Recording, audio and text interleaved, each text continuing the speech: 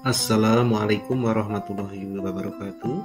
Salam sehat. Kali ini demonstrasi kontekstual 1.1.A.6 dengan tema refleksi dan implementasi pemikiran Ki Hajar Dewantara. Perkenalkan, saya Hartono dari SMK Negeri 4 Pati, calon guru penggerak angkatan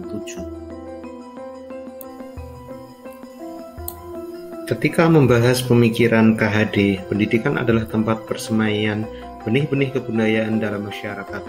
Koneksi antara pendidikan dan kebudayaan sebagai satu kesatuan yang utuh. Menurut KHD, pendidikan menjadi pembentuk peradaban bangsa, sehingga tugas guru bukan hanya memastikan murid hadir setiap hari, mengerjakan tugas, mengikuti ujian dengan hasil yang baik, menjemput kebudayaan yang kita inginkan, dengan kata lain kita sedang membangun peradaban. Sesuai filosofis KHD, dibedakan antara pendidikan dan pengajaran. Pendidikan adalah menuntun segala kodrat yang ada pada murid agar mereka dapat mencapai keselamatan dan kebahagiaan yang setinggi-tingginya, baik sebagai manusia maupun sebagai anggota masyarakat. Sementara pengajaran adalah cara memberi ilmu kepada murid atau transfer of knowledge.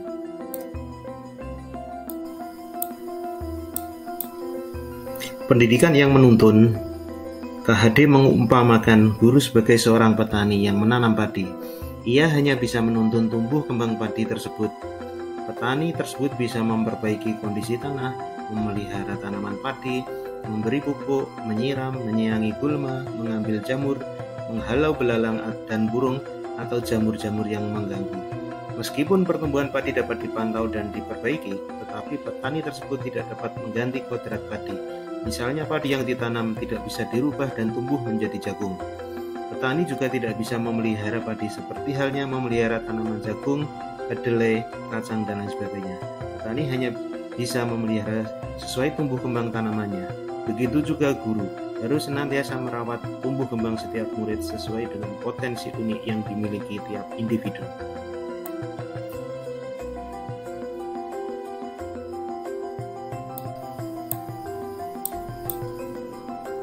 Murid seperti biji tanaman yang ditumbuh semai Pak Tani seperti menuntun. Murid diberi kebebasan, namun guru bertindak sebagai pamong dalam memberi tuntunan.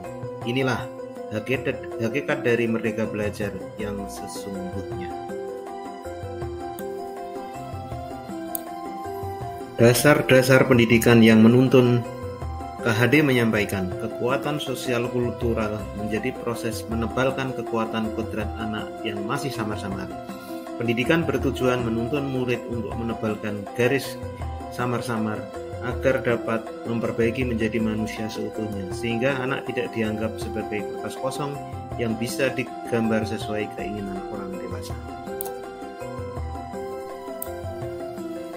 KHD menegaskan bahwa pendidikan murid berhubungan dengan kodrat alam dan kodrat zaman. Pendidikan harus dilaksanakan sesuai dengan alam dan zamannya. Kekuatan sosial budaya Indonesia, khususnya di Kabupaten Pati yang beragam, dapat menjadi kodrat alam dan zaman dalam mendidik atau menuntun kekuatan kodrat murid.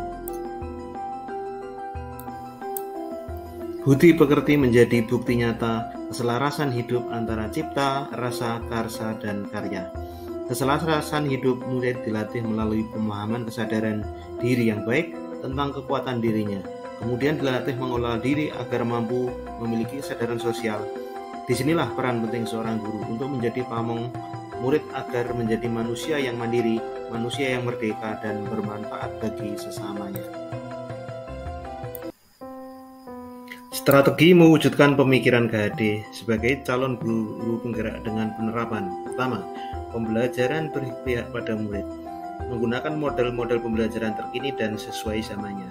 Kedua, pengembangan keterampilan abad 21, yaitu pengembangan keterampilan 4C, antara lain communication, collaboration, critical thinking, and creativity. Melalui pembelajaran penanaman budaya, gotong royong, sosiokultural pada daerah Pati seperti piket kelas, kerja kelompok, kerja bakti, kelas, Jumat bersih, Jumat sehat, Jumat religi, donor darah, bakti sosial masyarakat, dan lain-lain. Yang keempat, penanaman budaya religius melalui kegiatan berdoa di awal dan akhir pembelajaran. Munadom Asmaul Husna, Ratibul Hadar tiap Jumat yang keempat, gerakan sholat duha, pembiasaan sholat wajib zuhur dan asar, peringatan hari besar Islam, kebaktian bagi murid non-Islam, dan berbagai aktivitas religius lainnya.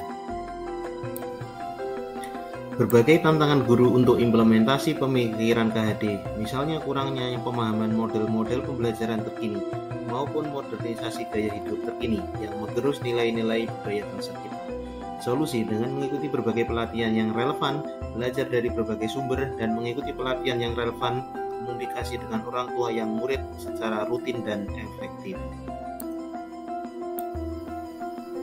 Demikian paparan mengenai demonstrasi kontekstual refleksi dan implementasi pemikiran KHD, semoga bermanfaat.